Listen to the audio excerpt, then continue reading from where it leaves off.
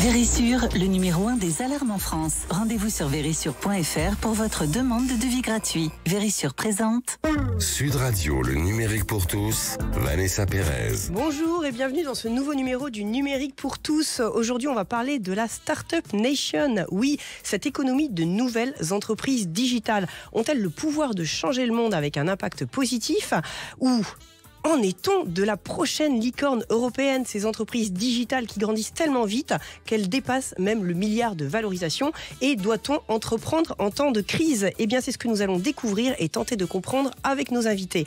Le numérique pour tous, spécial start-up et impact, c'est parti et c'est tout de suite sur Sud Radio. Sud Radio, le numérique pour tous, Vanessa Pérez. Et aujourd'hui, dans le numérique pour tous, on va vous faire découvrir le monde de la Startup Nation avec un nouveau regard. Et pour commencer, j'ai le plaisir d'accueillir Maya Noël, directrice générale de France Digital. Alors Maya, déjà en quelques mots, que faites-vous chez France Digital ? Alors France Digital, c'est la principale association de start-up en France et en Europe. On fédère environ 2000 membres, à la fois des start-up et des investisseurs. Et notre objectif, c'est de faire émerger des champions européens du numérique. Donc concrètement, qu'est-ce que ça veut dire ? C'est de faire en sorte que les prochaines grosses entreprises tech comme des Google, des Uber, soient françaises ou européennes. Alors en France, on est un marché de 70 millions de consommateurs. Aux États-Unis et en Asie, on ne fait pas forcément le point en termes de masse critique. Comment on fait pour donner justement ce poids et cette visibilité à une start-up qui serait basée sur notre territoire ? C'est vrai, on est à l'échelle internationale, on est plutôt un petit pays, 70 millions de consommateurs. Nous, on a un credo depuis le début chez France Digital, c'est jouer collectif. Donc c'est exactement ce qu'on fait, c'est essayer de créer des ponts à la fois entre les entrepreneurs, les investisseurs, mais aussi des grands groupes avec le gouvernement. Donc c'est quelque part créer une équipe de France de la tech. Et puis, pour pouvoir jouer correctement, il faut s'imposer des règles. Et c'est aussi ça, notre rôle en tant qu'association, c'est aussi de faire ce rôle de lobby pour définir quelles sont les bonnes règles pour pouvoir entreprendre. Alors justement, plus concrètement, vous défendez les intérêts des jeunes entrepreneurs. Donnez-nous quelques exemples des cadres ou des actions que vous avez menées récemment. Comme je disais, il y a des règles du jeu, et les règles du jeu, c'est quoi ? C'est notamment le cadre juridique dans lequel on évolue, le droit du travail, c'est le cadre d'imposition que peuvent avoir les entrepreneurs, des entreprises en France. Et donc nous, notre rôle, c'est vraiment d'aller essayer de comprendre ce cadre-là et de faire en sorte de pousser, d'influencer le gouvernement pour qu'elle soit le plus favorable possible aux entreprises. Maya, on pensait quand même que les startups allaient changer le monde, quand on connaît le contexte actuel dans le domaine économique et environnemental. C'est vrai ou alors on s'est un petit peu illusionné? Non, je pense que les startups ont vraiment changé le monde. Je vais prendre un exemple tout bête, mais un Deezer, je pense par exemple, a radicalement changé notre façon de consommer de la musique et des contenus audio. On a des entreprises comme Back Market ou Blablacar qui, au final, ont vraiment aussi changé nos modes de consommation et plutôt pour le meilleur. Donc quelque part, non, on a des entreprises qui sont capables de passer à l'échelle, de devenir internationales, de devenir des leaders mondiaux et de changer notre façon de consommer. Alors vous le dites justement, passer à l'échelle, c'est aussi lever des fonds, mais dans ce contexte de crise internationale, est-ce qu'il y a toujours autant de fonds qu'avant ou alors est-ce que les fonds sont distribués d'une manière un peu différente? Alors, ce qui est intéressant, c'est qu'on est passé d'une période 2021 où il y avait une espèce d'euphorie autour des produits tech, notamment post-Covid, où il y a eu beaucoup d'argent. Et en fait, aujourd'hui, on a l'impression qu'il y a un ralentissement, mais c'est juste finalement un retour à la normale. Donc oui, il restera de l'argent pour financer des projets. Maintenant, il y a toujours des projets qui ont plus de mal à se financer, notamment les projets en région. Nous, on a une initiative chez France Digital qui s'appelle le FD Tour, où le but, c'est de faire en sorte que les fonds d'investissement rencontrent les entreprises. Et c'est vrai qu'en région, c'est peut-être souvent plus compliqué qu'à Paris. Et puis, il y a des projets qui demandent beaucoup de financement dès le départ, des projets avec une R&D assez lourde, donc qu'on appelle souvent deep tech, ou des projets industriels, et eux aussi ont un peu plus de mal à se financer. Donc nous, notre objectif, c'est d'essayer de mieux comprendre les mécanismes pour financer ces projets-là et d'apporter des solutions. Ok, donc ça veut dire que des jeunes entrepreneurs peuvent venir vers vous, vous demander des conseils et vous allez les accompagner justement grâce à France Digital. Des conseils, on va favoriser le cadre et puis on va proposer des actions concrètes comme ce FD Tour où c'est vraiment la mise en relation directe entre entrepreneurs et investisseurs. Alors Maya, il y a un domaine particulier qui est le domaine de la science et des biotech, qui est un domaine en pleine explosion. Néanmoins, on entend souvent dire des entrepreneurs qui sont obligés de partir aux États-Unis pour passer à l'échelle justement et lever davantage de fonds et obtenir une taille critique. Je pense que Céline, qui est présente sur ce plateau, va pouvoir vous en parler aussi mieux que moi. Mais oui, effectivement, il y a des règles en France et en Europe, notamment sur les dispositifs médicaux, qui font que c'est assez difficile de se lancer. On est quand même contraint à beaucoup de contrôles dès le départ. Et ça, c'est une véritable barrière à l'entrée. Que vous soyez, je sais pas, disons un producteur de thermomètre ou de pacemaker, au final, vous êtes contraint aux mêmes règles. Et ça, en plus, c'est pas simplement que sur le territoire français, mais sur tous les pays d'Europe. Donc ça veut dire qu'à chaque fois que vous lancez votre produit quelque part, vous faites face à une espèce d'énorme barrière qui n'est pas forcément présente aux États-Unis. Au contraire, eux, c'est un peu plus, disons qu'il y a un bac à sable réglementaire au début qui vous laisse un peu plus de latitude pour vous pouvoir vous développer. Et effectivement, c'est là-dessus où on a un rôle à jouer en tant que lobby pour faciliter ce lancement de ces entreprises dans la biotech. Ok, donc France Digital est sur ce typologie d'action dans le domaine de la science et de la recherche. Maya, tout le monde sait, il y a beaucoup d'entreprises de start-up qui se sont créées récemment. Beaucoup aussi ont disparu. Néanmoins, il semble qu'on assiste à l'émergence d'une nouvelle génération d'entrepreneurs qui est animée par le sens, par l'impact. C'est un constat que vous faites et concrètement, ça se traduit comment ? Oui, alors depuis 3 ans, on a sorti une cartographie des entreprises dites à impact. Donc c'est une entreprise qui répond directement à un objectif de développement durable. Donc mieux nourrir les hommes, les soigner, les éduquer. Et on en compte un peu plus de 1000 aujourd'hui. Et ça, ce qu'on observe, c'est que ce chiffre-là est vraiment grossi à une vitesse grand V, puisqu'on en comptait 700 l'année dernière, cette année 1000. Ah oui. Et en plus, c'est des entreprises qui créent de l'emploi, qui lèvent des fonds elles aussi, et qui en fait prouvent qu'on peut avoir de l'impact positif sur l'homme et de la planète, et en même temps répondre à des enjeux business, faire du chiffre d'affaires, grandir, employer. Aujourd'hui, on entend qu'il y a une tension sur le marché du travail. Toutes les startups arrivent à trouver les talents dont elles ont besoin, ou justement c'est peut-être l'opportunité de faire un appel à candidats dans le domaine de la tech à impact et donner du sens à sa carrière. Recruter, attirer les bons talents, c'est le principal frein à la croissance d'une start-up. Quand on les interroge, quasiment 70% d'entre elles disent que c'est leur frein principal. Il y a un manque de talent, donc ça, il faut continuer à former ces talents-là.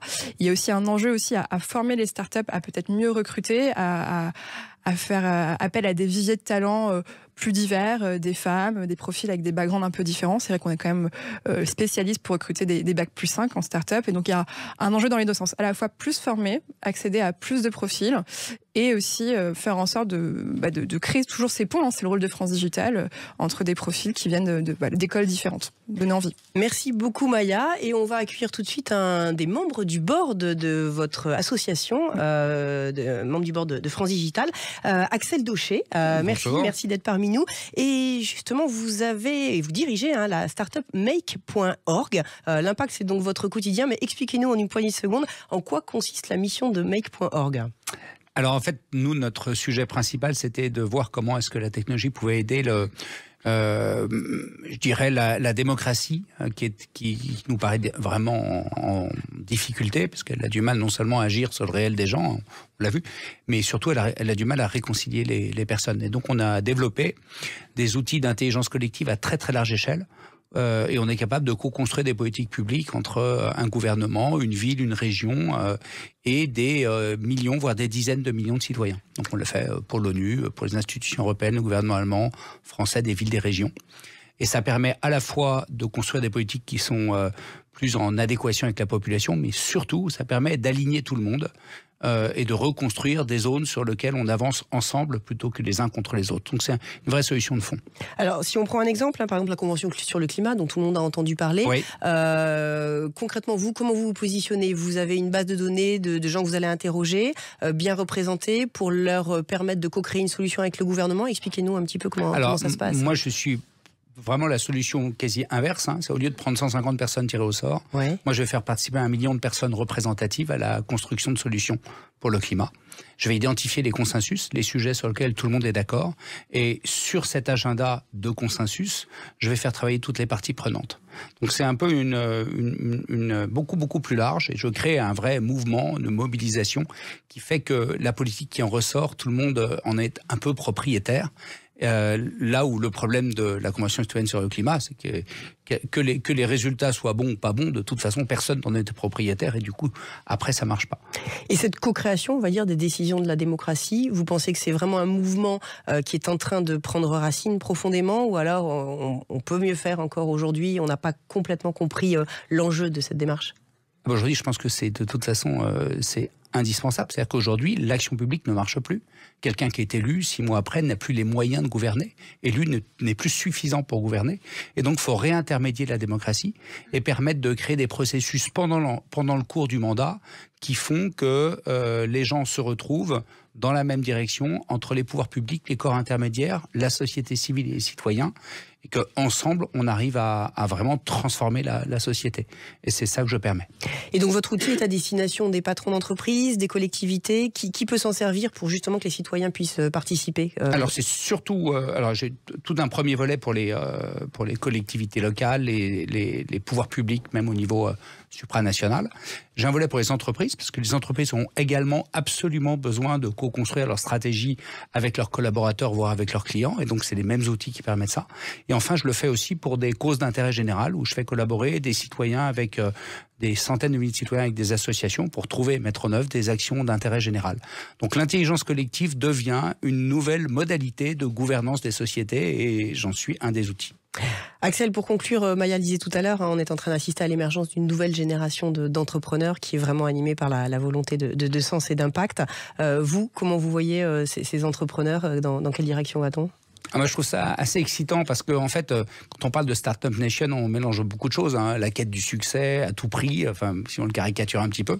Moi, ce que je prends de ça, c'est à un moment donné je parle pas que d'ailleurs que des fondateurs, mais aussi des gens qui sont dans les startups, l'envie d'aller dans une aventure collective courageuse, difficile, mais où potentiellement on peut avoir un impact fort. Et puis auquel potentiellement il y aura du succès derrière. Ça arrive en troisième lieu. Et ça ne fait que se renforcer. Il n'y a pas aujourd'hui un entrepreneur qui ne réfléchit pas au sens, le mot est un peu galvaudé, mais en tout cas à l'utilité de ce qu'il va construire, indépendamment du fait que ça va marcher. Et cette vertu-là, alors parfois c'est de l'impact, parfois c'est pas de l'impact, c'est juste de la manière de se comporter, et porteur d'énormément d'espoir. Et je pense que les startups vont pas réinventer le monde à elles seules. En revanche, elles peuvent contribuer très très significativement à des changements d'échelle. Merci beaucoup Maya et Axel de nous avoir permis de mieux comprendre le monde des startups et leur impact sur notre société. Restez avec nous, dans quelques instants nous aurons le plaisir de découvrir comment les crises comme celle que nous vivons sont de véritables opportunités pour entreprendre. Également la fondatrice d'une marque qui va vous permettre de réaliser des vêtements en ligne et sur mesure. Le numérique pour tous spécial Startup à Impact, ça continue dans quelques instants et c'est sur Sud Radio. Vérissure, le numéro 1 des alarmes en France. Rendez-vous sur vérissure.fr pour votre demande de devis gratuit. Vérissure présente. Sud Radio, le numérique pour tous, Vanessa Pérez. Et aujourd'hui, un numérique pour tous spécial Startup à Impact. Et pour parler d'impact, j'ai le plaisir d'accueillir Céline Lazorte. Céline, bonjour. Vous êtes un rôle modèle de l'entrepreneuriat au féminin. Vous êtes créatrice de multiples startups célèbres comme la cagnotte Litchi que tout le monde connaît ou Mangopé. Vous avez également créé le collectif Sista qui facilite l'accès au financement pour les femmes et plus récemment l'entreprise Résilience que vous allez nous présenter. Mais avant de commencer, Maya, j'aimerais vraiment vous poser une petite question qui nous intrigue tous. C'est quoi la clé du succès de entrepreneuse, je ne sais pas si on dit ça, que vous êtes ? Alors je crois avec humilité que c'est d'aller d'échec en échec en gardant toujours le même enthousiasme et sourire, et puis de temps en temps on attrape quelque chose qui va un peu plus dans le sens de la construction d'un projet, ce qu'on peut appeler de la réussite, et voilà, il faut capitaliser dessus. Mais la réalité, c'est que le quotidien, c'est surtout des baffes, et puis il faut apprendre de ses erreurs et constituer un peu son patrimoine et son expertise. Alors Céline, vous avez créé le collectif Sista qui facilite l'accès qui facilite l'accès au financement pour les femmes. Dans quelle mesure il y a encore des inégalités de genre, si on peut les appeler comme ça, dans ce domaine ? Il y en a beaucoup. Malheureusement, les femmes qui entreprennent ne lèvent pas autant d'argent et dans les mêmes conditions que les hommes qui entreprennent. Or, la conviction chez Sista, c'est qu'il faut une émergence de leaders diversifiés qui soient le reflet de la société civile. Et donc, il faut autant de femmes que d'hommes, que de jeunes, que de moins jeunes, que de gens diplômés ou non diplômés. Enfin, voilà, il faut être au reflet de ce qu'est la France pour pouvoir construire, penser les produits et les services de demain. Donc, c'est celui-là notre combat. Alors, vous êtes aujourd'hui à la tête de Résilience, une de vos dernières créations, si on peut l'appeler comme ça, entrepreneuriale. C'est une application de télésurveillance qui est dédiée aux personnes atteintes du cancer. Expliquez-nous comment est née cette idée, parce qu'il y a toujours une idée qui motive un entrepreneur. Comment est née Résilience ? Alors, j'ai cofondé Résilience avec Jonathan Benamou, mon associé, il y a un peu moins de 2 ans. Et l'hôpital Gustave Roussy, qui est le 3e centre de recherche et de lutte contre le cancer dans le monde. La mission de Résilience, c'est effectivement de mieux accompagner et suivre des patients et patientes atteints de cancer, parce qu'il faut comprendre qu'en fait, malheureusement, aujourd'hui, le système de soins doit évoluer et le digital doit permettre l'évolution.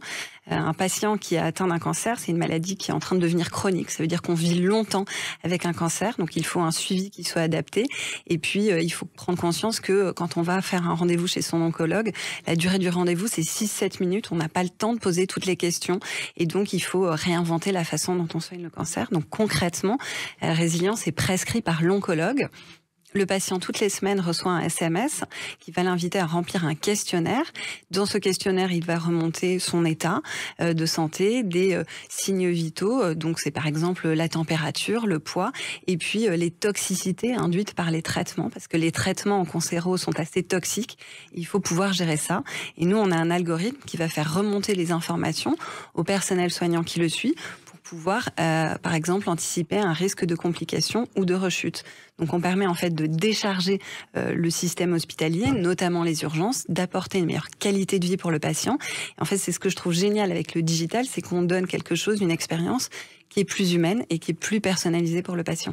Donc en fait, il y a un double objectif. Professionnel de santé permet d'être mieux accompagné, on va dire, dans la gestion des données, et le patient également d'avoir un suivi de son traitement et une précision. C'est un suivi oui, effectivement, plutôt quotidien. Alors, il y a un seul objectif, je crois que c'est mieux suivre le patient qui malheureusement vit beaucoup d'effets secondaires. Et en fait, le cas classique, c'est un tiers des patients qui sont sous traitement, en fait, arrêtent leur traitement parce qu'il y a des effets secondaires. Ils n'arrivent pas à joindre le personnel soignant parce que le téléphone à l'hôpital, vous vous doutez bien que ça fonctionne pas très bien. Et donc, il attend son prochain rendez-vous 3 mois plus tard pour pouvoir poser les questions et reprendre son traitement. Donc, c'est une catastrophe, évidemment, pour le patient et puis pour le système de santé aussi. Et donc, c'est ça qu'on a essayé de permettre de changer grâce au digital avec ce suivi personnalisé. Et donc, ça permet aux soignants je crois, se concentrer sur le bon patient au bon moment. Et c'est ça qui est essentiel pour le soignant et pour le patient. Alors très concrètement, pour nos auditeurs patients qui nous écoutent, si on va sur votre application, très concrètement l'expérience que l'on vit. Alors il faut que ça soit prescrit par l'oncologue parce que sinon on peut télécharger gratuitement l'application, il y a une bibliothèque de contenu, mais l'expérience complète elle est évidemment via la prescription par l'oncologue. Comme je le disais, on reçoit un SMS, on remplit son questionnaire toutes les semaines et ensuite en fonction il y a un infirmier ou une infirmière qui va prendre contact avec le patient si jamais il y a des éléments qui font penser à une rechute. C'était le cas par exemple pas plus tard que lundi, il y a une patiente dont le soignant a pris contact parce qu'il a pensé que les événements secondaires remontés par le patient pouvaient lui faire dire qu'il y avait une complication. Voilà. Et puis ensuite, le patient, il va trouver une bibliothèque de contenu développée par Résilience. Parce que notre conviction, c'est que savoir, c'est pouvoir. Et donc, pour être mieux soigné, il faut être bien informé. Donc, des vidéos, des podcasts, des articles de vulgarisation scientifique. Et puis, on développe aussi des soins de support digitaux. Les soins de support, c'est reconnu comme étant essentiel pour soigner un patient atteint de cancer. Et donc, on propose un programme de méditation, d'activité physique adaptée, de yoga. Et on travaille aujourd'hui aussi sur des programmes de thérapie cognitive comportementale pour soigner un trouble comme l'anxiété, la dépression, la fatigue. Oui, c'est important de dire qu'on rentre dans une communauté quelque part et on partage parce que la parole et l'échange et le savoir, comme vous le dites, est très important et c'est pas dans une consultation effectivement de courte durée qu'on peut avoir toutes ces informations. Et puis il faut prendre en compte la qualité de vie du patient. Nous, notre objectif, c'est d'ajouter de la vie aux années et pas forcément d'ajouter des années à la vie. C'est joli. Très rapidement, vos prochains défis, parce que je suis sûre que vous êtes en train de penser au suivant. Alors c'est moi, on va dire, mon focus, c'est Résilience avec mon cofondateur. On est aujourd'hui 97 collaborateurs. L'entreprise a 2 ans. Cette année, en 2022, on a télésurveillé et suivi 1700 patients. L'objectif, c'est à peu près de multiplier par 5 pour 2023. Donc, c'est le déploiement de nos solutions. On est dans 25 établissements en France, 1 en Belgique et donc aussi le déploiement à l'international. Et puis, ces histoires de patients à qui on apporte du mieux-être, c'est une mission qui nous drive. Merci beaucoup Céline et je rappelle résilience.care, care C-A-R-E, très important. Exactement. Et pour terminer cette émission, nous avons le plaisir d'accueillir Audrey-Laure Bergenthal, fondatrice d'EVK, une start-up industrielle basée dans la Drôme, une solution qui permet de produire des vêtements sur mesure. Audrey, bonjour. Pour commencer, je vais vous demander plus précisément que fait EVK, l'entreprise dont vous êtes à la tête. Eureca, c'est une solution complète qui permet aux industriels du textile, donc dans la mode, sur mesure et prêt-à-porter, de se reconnecter à leur marché et de produire des vêtements qui vont aller enfin bien à toutes les morphologies. Donc, on apporte de l'information du côté des clients pour que les marques puissent avoir une offre mieux calibrée, mieux raisonnée et réduire de façon significative les retours et les invendus. Alors pour faire simple pour nos auditeurs, parce que c'est une solution professionnelle, on va analyser par exemple tous les critères dans un pays, parce que peut-être la morphologie n'est pas forcément la même dans les villes, dans les milieux ruraux, dans le sud, dans le nord, etc. Et vous allez permettre justement à ces producteurs d'adapter et de faire du sur-mesure beaucoup plus localement. C'est ça qu'il faut comprendre ? La vision finale, oui, c'est en tout cas de personnaliser un maximum l'offre par rapport à la demande et que les marques et peut-être même des petites marques ou des ateliers puissent avoir des offres qui se personnalisent. Donc oui, du sur-mesure dans les derniers kilomètres, mais c'est surtout une offre qui transforme durablement des grands groupes pour avoir une croissance de leur quantité qui soit beaucoup plus logique par rapport à leur marché. Alors, vous êtes dans la Drôme, là, actuellement, hein, d'où vous nous parlez. Vous managez une société industrielle. J'ai envie de vous poser une question. Être une femme à la tête d'une start-up industrielle, c'est compliqué ou alors c'est complètement normal en 2023 ? Si on a la chance d'avoir Céline à la radio, on peut dire la vérité. Du coup, oui, c'est très compliqué. Concrètement, c'est quoi les écueils auxquels vous êtes confrontés ? On a beaucoup d'écueils. On a l'écueil de la crédibilité, on a l'écueil du manque de financement, on a l'écueil de la gouvernance qui est contrôlée, on a l'écueil du fait de ne pas aussi pouvoir se projeter parce qu'on n'a pas beaucoup de success story de femmes et encore moins dans l'industrie qui se disent qu'on peut tenir toutes les étapes et tous les rounds de financement qui permettent d'aller jusqu'à la licorne, et pourtant il y aura des licornes industrielles, on l'espère. Donc il y a des freins de partout qu'on est en train de lever peu à peu, mais on est à peu près la première génération à le faire. Donc pour l'instant, on traverse l'Amazonie à la machette, quoi. Belle métaphore, mais expliquez-nous, on parle de réindustrialisation aujourd'hui des territoires. Est-ce que vous faites partie des gens qui bénéficiaient des fruits de ces investissements, ou une fois encore, c'est un peu compliqué comme vous venez de l'évoquer ? C'est le début, on commence à voir un changement et Sista et tous les mouvements et la presse, ça fait beaucoup d'impact. On voit que ça commence à changer et qu'au niveau des investisseurs, il y a une prise de conscience, pas que sur l'investissement au féminin, mais aussi sur l'industrie, puisque je m'occupe aussi de la représentation des startups industrielles au niveau de Start Industrie maintenant en France.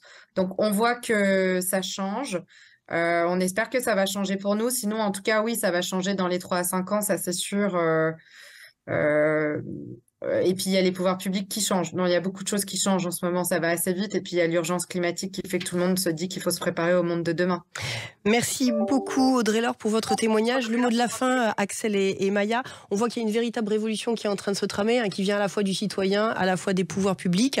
Tout ça est en train de se mettre en place. Vous mettez en place des outils, justement, pour faire accélérer un petit peu les choses. De votre point de vue, Axel, avant de laisser la parole à Maya, cette révolution ? Je pense qu'on est vraiment à un moment dont on clé et qu'on ne mesure pas encore les impacts. C'est qu'il y a une forme de synchronicité des efforts de tout le monde par rapport notamment à la crise environnementale. Il y a une manière de regarder les choses, c'est on n'est pas au niveau, on n'y arrivera pas, etc. Moi, je pense qu'il y a des effets en chaîne qui peuvent se mettre en place positifs parce que tout le monde s'y met en même temps. Et là, quand je dis tout le monde, je ne parle pas que des startups. Je parle des startups, du pouvoir public, mais de toutes les entreprises qui bougent aussi. Donc, on n'est pas loin d'avoir des effets bénéfiques qui nous dépassent et qui sont peut-être un peu plus près de l'enjeu. Ok, Maya, 20 secondes pour conclure. Quand France Digital est né, l'objectif c'était de permettre d'innover à grande échelle. Et maintenant, ce qui est intéressant, c'est qu'on voit que les acteurs ne veulent plus simplement innover. Innover pourquoi ? Innover au service de l'homme et de la planète, c'est ce qui est le plus important. Et on voit parmi les entreprises qui ont été présentes aujourd'hui que le sens est cœur quand on crée une entreprise. Le sens. Merci beaucoup Maya, Céline, Axel et Audrey. Un beau plateau assez féminin quand même. Axel, vous étiez là. Le numérique pour tous, c'est fini pour aujourd'hui. On se retrouve toute la semaine en podcast et sur les réseaux sociaux. Je vous souhaite une excellente fin de week-end et je vous dis à la semaine prochaine. Avec Vérissure, le numéro 1 des alarmes en France. Rendez-vous sur vérissure.fr pour votre demande de devis gratuit.